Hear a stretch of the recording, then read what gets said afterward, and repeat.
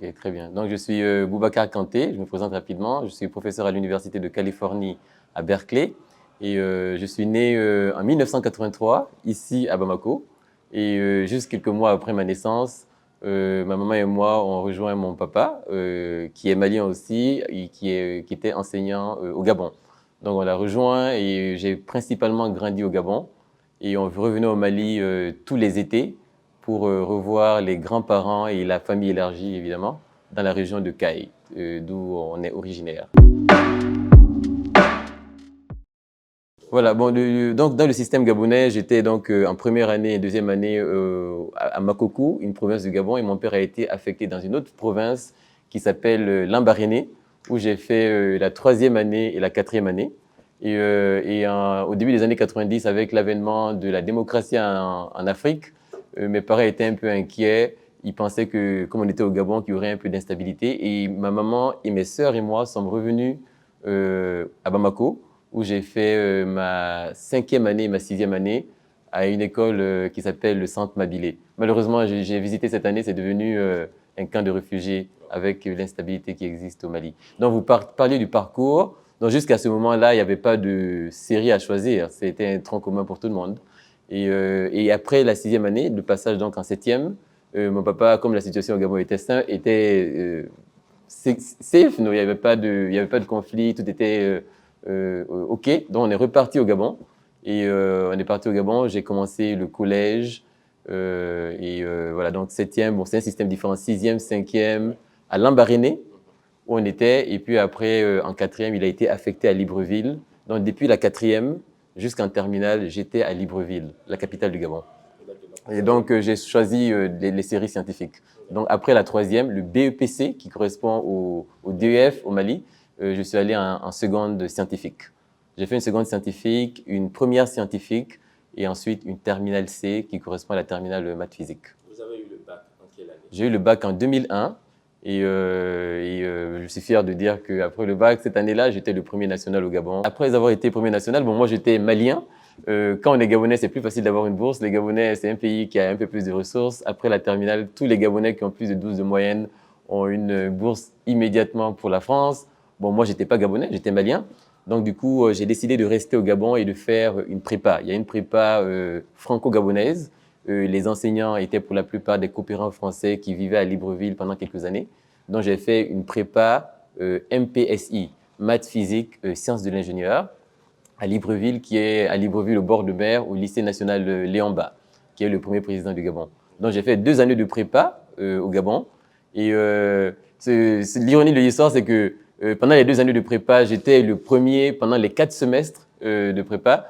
Et donc, automatiquement, le premier de prépa avait une bourse, non pas du Gabon, mais une bourse de la France.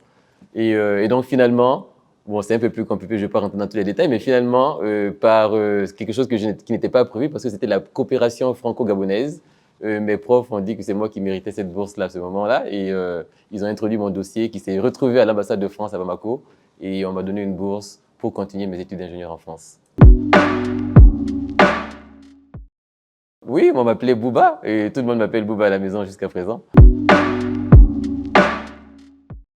Bon, voilà, donc bon, moi j'ai toujours, quand on est jeune et comme je voyageais régulièrement entre le Mali et le Gabon pendant tous les étés, comme je vous l'expliquais tantôt, les avions me fascinaient. Et évidemment, comme beaucoup de jeunes, à cette époque-là, quand j'étais au lycée, ma propre, je me disais, ah, j'aimerais être pilote.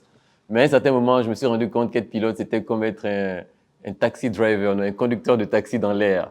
J'ai finalement décidé qu'il était mieux de construire les avions plutôt que de devenir pilote. C'est comme ça que j'ai changé d'avis et voulu faire plus d'électronique, plus de microélectronique et plus d'informatique, etc. Donc, je suis allé à Lille, à Polytech Lille. C'est des choix qui ont été faits en discussion avec mon papa parce qu'il y avait beaucoup de choix possibles. Et on a trouvé que c'était une école dans un environnement qui était propice aux études et une école que j'avais visitée avant qui me plaisait bien. Et j'ai décidé de m'inscrire à Polytech Lille en option IMA qui était informatique, microélectronique, automatique. Et ça, c'était un tronc commun. Et à partir de la deuxième année d'école, certains continuaient plus en microélectronique, d'autres plus en informatique et d'autres plus en électronique de puissance. Et moi, j'ai décidé de faire l'option microélectronique, qui était un peu plus physique, et pensant déjà à mes objectifs de thèse et de troisième cycle. Est-ce que vous n'avez pas été quelquefois traité de noir? Bon, pour être honnête, Amine, ça, c'est des choses qui existent partout. Dès qu'on est étranger quelque part, on est le responsable quand la situation va mal. C'est la même chose. J'ai vécu à l'étranger comme immigrant en Afrique et j'ai aussi vécu comme immigrant en France. Donc, quand de telles situations se présentaient, bon, elles ne me faisaient pas mal particulièrement. Et bon, je dois quand même avouer que mon séjour en France a été très agréable et je n'ai pas eu de problème particulier pendant mon séjour.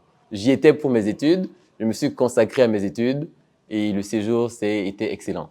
J'ai été bien accueilli par les Français, je me suis fait beaucoup d'amis français qui sont toujours mes amis à l'heure actuelle. Donc à la fin de ma thèse, mes directeurs de thèse, que je salue d'ailleurs, Jean-Michel Lourtioz et André Delustrac, qui étaient mes co-directeurs de thèse, les deux. J'ai travaillé avec eux pendant mes 3 années là-bas, de 2006 à fin 2009-2010. J'étais allé en postdoc aux États-Unis et ils m'ont nominé pour ce prix, le prix Richelieu, pour la meilleure thèse en physique, en sciences de la matière, en technologie en France. Et j'ai été appelé, j'étais aux États-Unis, ils m'ont demandé de revenir. Ils m'ont fait un prix de 10 000 euros, comme ça, qui tombe du ciel, pour avoir réalisé des travaux originaux pendant ces 3 années en collaboration avec mes directeurs de thèse. Exactement. Donc, quand on est dans le domaine de la recherche, ça ne prend pas beaucoup de temps avant de comprendre que les États-Unis sont les leaders dans nombreux domaines. Donc, quand je faisais ma thèse et que je faisais des recherches, très vite, je me rendais compte que les meilleurs laboratoires, ceux qui avaient les équipements les plus performants pour réaliser certaines idées que j'avais, se trouvaient dans les meilleures universités américaines. Donc, j'ai donc décidé, en deuxième année de thèse, je commençais à en parler à mes directeurs de thèse, je dis, bon, moi j'aimerais, parce que le projet initial, quand je faisais ma thèse, le projet initial c'était d'aller travailler en entreprise après la thèse. Mais après 1 année et demie de thèse, je me suis dit que ça c'était vraiment le domaine dans lequel j'aimerais continuer. C'était mon objectif initial. Mais après le passage en école d'ingénieur, on nous avait convaincu que travailler en entreprise était ce qu'il y avait de mieux. Et quand je suis revenu en thèse et que je me rendais compte du plaisir à faire de la recherche, à comprendre quelles sont les limites des connaissances dont on dispose actuellement, j'ai décidé de poursuivre mon chemin. Et donc, comme je le disais, je me suis rendu compte effectivement que les meilleurs laboratoires étaient aux États-Unis.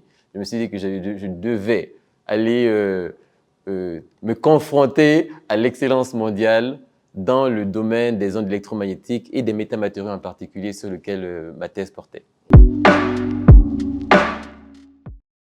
Voilà, exactement. Donc, d'abord, quand je suis allé, mes travaux sur les métamatériaux en thèse étaient plus dans le domaine des micro-ondes. Des micro-ondes, c'est les ondes électromagnétiques, mais de fréquences plus basses. Par exemple, les fréquences qu'on utilise pour les téléphones portables. L'optique, c'est aussi une onde électromagnétique. C'est exactement la même onde électromagnétique, mais la fréquence est beaucoup plus élevée. Quand on parle de lumière visible ou de lumière ou d'ultraviolet. Ce sont des fréquences plus élevées.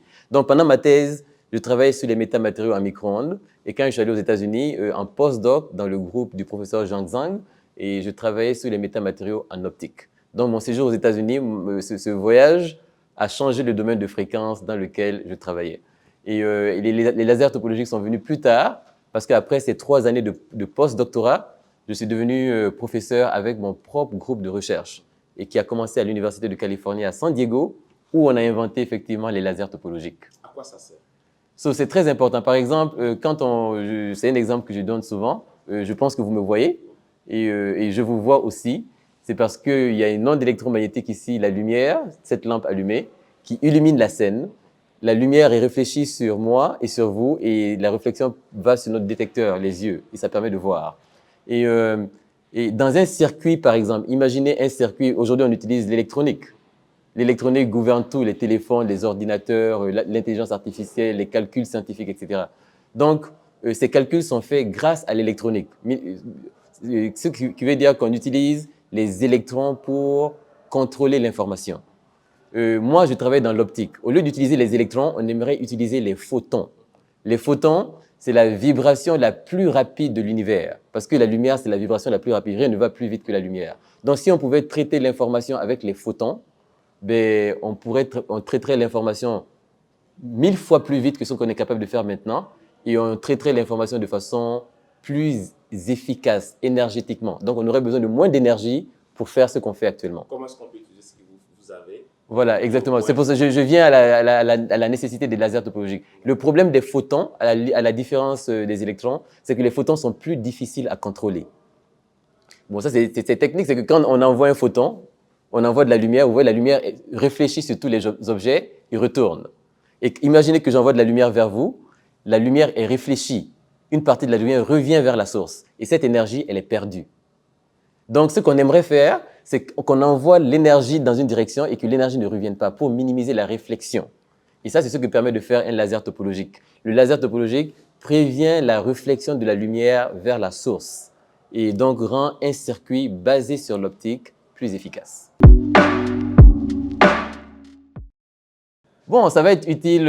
Bon, ça, c'est une question complexe. Quelle est la cause du terrorisme? La réponse est oui. Et je vais vous expliquer pourquoi.